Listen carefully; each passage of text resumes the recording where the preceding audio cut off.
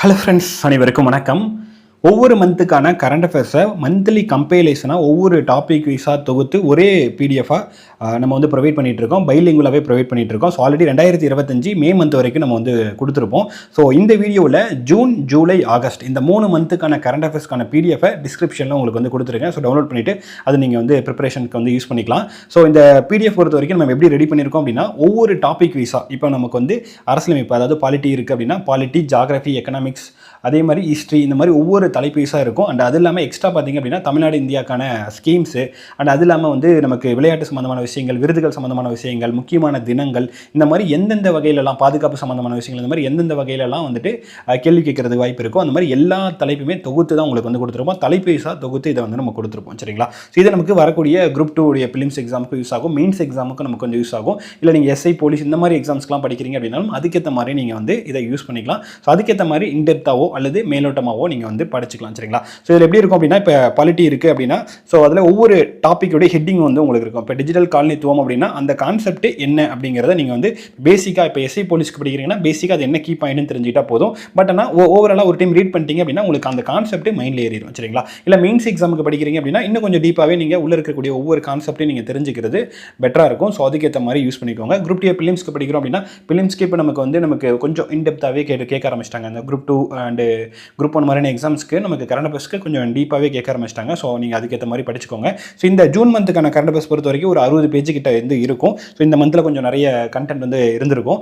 அதுக்கு அடுத்தது ஜூலை, ஆகஸ்ட் இதெல்லாம் பார்த்தீங்கன்னா உங்களுக்கு ஒரு 30 பேஜ் அளவில் தான் ஆவரேஜாக உங்களுக்கு வந்து இருக்கும். ஸோ ஈஸியாக நீங்கள் கவர் பண்ணிடலாம். ஒரு டேக்குன்னு பார்த்தீங்கன்னா ஒரு பேஜ் அளவுக்கு தான், ஒரு 30 நாளைக்கான கண்டென்ட் பார்த்தீங்கன்னா ஒரு 30 பேஜ் அளவுக்குள்ளே தான் உங்களுக்கு வந்து இருக்கும். ஸோ ஈஸியாக உங்களால் முடிச்சிட முடியும். குரூப் 2க்கு இன்னும் ஒரு 10 நாள் அந்த மாதிரி தான் நமக்கு டைம் இருக்குது. ஸோ இருக்கிற நாட்களில் நீங்கள் வந்து முடிஞ்ச வரைக்கும் நீங்கள் ட்ரை பண்ணி கவர் பண்ணுங்கள். So August month, July month, June month இந்த 3 மந்த்தை ஃபஸ்ட்டு வந்து கவர் பண்ணுங்கள். அதுக்கப்புறம் அடுத்த 3 மந்த்து, அதுக்கப்புறம் அடுத்த 3 மந்த் அந்த மாதிரி வந்து கவர் பண்ணுறது கொஞ்சம் பெட்டராக இருக்கும். ஏன்னா ஓவராலாக லாஸ்ட் ஒரு 1 இயர் 1.5 இயருக்கு மொத்த கம்பைலேஷனாக நம்ம பார்க்கும்போது பார்த்தீங்க அப்படின்னா எது ரீசன்ட் மந்த்து, எதுக்கு அதுக்கு முன்னாடி இருக்கிற மந்த்துன்னு தெரியாமல் இருக்கும். ஸோ இப்படி நீங்கள் மந்த் வைஸாக போகும்போது இன்னும் கொஞ்சம் பெட்டராகவே இருக்கும். ஃபஸ்ட்டு இந்த 3 மந்த்துக்கு இம்பார்ட்டன்ட் கொடுத்து கவர் பண்ணிடுங்க. ஸோ அதுலேயுமே நீங்கள் ரொம்ப டீப்பாக வளவலன்ட்டு எல்லா பாயிண்ட்டையும் மைண்டில் ஏற்றணுங்கிறது அவசியம் இல்லை. ஸோ நீங்கள் ஜஸ்ட் அட்லீஸ்ட் வந்துட்டு நீங்கள் வந்து அந்த ஹெட்டிங் இருக்குல்ல, ஹெட்டிங் அந்த கான்செப்ட் அதோடைய முக்கியமான பாயிண்ட் இது மாதிரியாச்சும் தெரிஞ்சுக்கோங்க. அதில் இருக்கக்கூடிய எல்லா பாயிண்ட் நீங்கள் படிக்கிறது மூலியமாக உங்களால் அண்டர்ஸ்டாண்டிங் பண்ணிக்க முடியும். ஆனால் நீங்கள் எல்லாத்தையும் மனப்பாடம் பண்ணணும் அப்படிங்கிற அவசியம் இல்லை.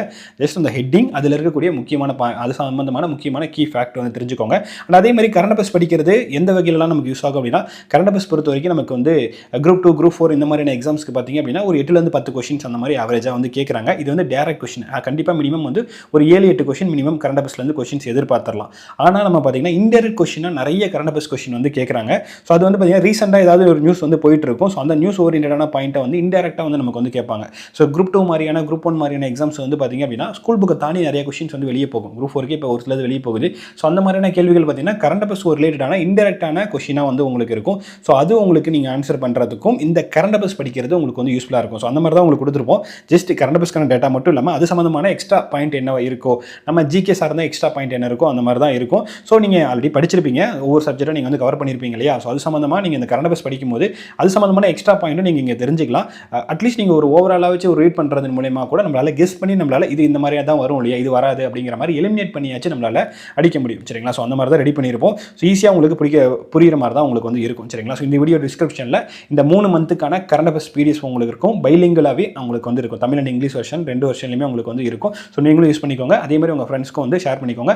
அண்ட் அதே மாதிரி வந்துட்டு இந்த வீடியோ வந்து உங்கள் ஃப்ரெண்ட்ஸ்க்கு ஷேர் பண்ணுங்கள். அதே மாதிரி இதுக்கு முன்னாடி இருக்கிற மந்த் வேணும் அப்படின்னாலும் டிஸ்கிரிப்ஷனில் ஒரு பிளேலிஸ்ட்டுக்கான லிங்க் வந்து கொடுக்குறேன். அந்த பிளேலிஸ்ட்டில் போனீங்க அப்படின்னா ஒவ்வொரு மந்த்துக்கான ஒரு வீடியோ இருக்கும். ஒரு 2 மந்த் அல்லது 1 மந்த் அந்த மாதிரியான ஒரு வீடியோஸ் இருக்கும். அந்த வீடியோட டிஸ்கிரிப்ஷனில் ஒவ்வொரு பிடிஎஃப்மே உங்களுக்கு வந்து கொடுத்துருப்போம். ஸோ அதை எடுத்து நீங்கள் வந்து யூஸ் பண்ணிக்கோங்க. சரிங்களா? ஸோ அவ்வளோதான் இந்த வீடியோ. அதே மாதிரி இந்த மந்த்துக்கான பிடிஎஃப் இப்போ உங்களுக்கு இந்த வீடியோ உடனே பார்க்குறீங்கன்னா இந்த மந்த்துக்கான பிடிஎஃப் வந்து இப்போ உடனே இருக்கும். ஸோ அடுத்த 2 மந்த்துக்கானது கொஞ்சம் ஒரு 1 hour 2 hour டிலேயில் உங்களுக்கு வந்து அப்டேட் பண்ணிடுவோம். சரிங்களா? ஸோ அதை யூஸ் பண்ணிக்கோங்க. Thank you so much.